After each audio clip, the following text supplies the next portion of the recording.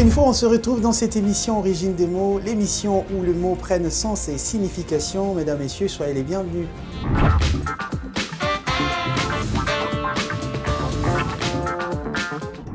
Aujourd'hui, je vous amène un nouveau mot, le mot Mamiwata. En lingala, pour désigner une créature étrange aux formes humaines, on l'appelle Mamiwata.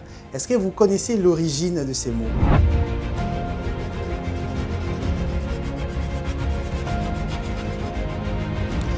Le mot Mamiwata tire son origine de la mythologie africaine. Mamiwata désigne l'esprit des eaux, une femme très belle aux formes humaines et poissons. Mamiwata, c'est une divinité africaine. Elle est aussi célébrée dans certaines régions africaines, notamment en Afrique de l'Ouest. Ici, dans notre pays, il y a aussi des peuples qui célèbrent le culte des eaux. Souvent, pour être vue, elle est vénérée par les habitants et elle est cherchée dans l'eau après certaines incantations et certains cultes.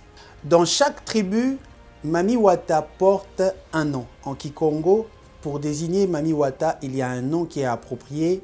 Les peuples Luba aussi ont un nom approprié, les Swahili, mais dans la majorité, on désigne cette sirène ou cette créature qui vit dans l'eau par Mamiwata.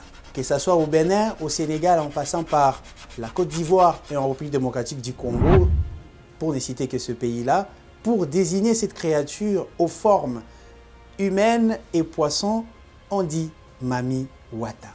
N'oubliez pas aussi que cette appellation des Mamiwata est retrouvée notamment en anglais.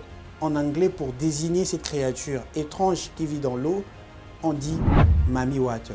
Et voilà, vous avez compris que Mamiwata ne vient pas de Lingala.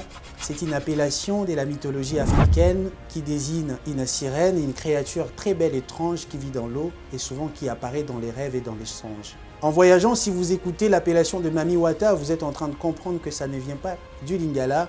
C'est pour désigner l'esprit des eaux, comme on le dit couramment.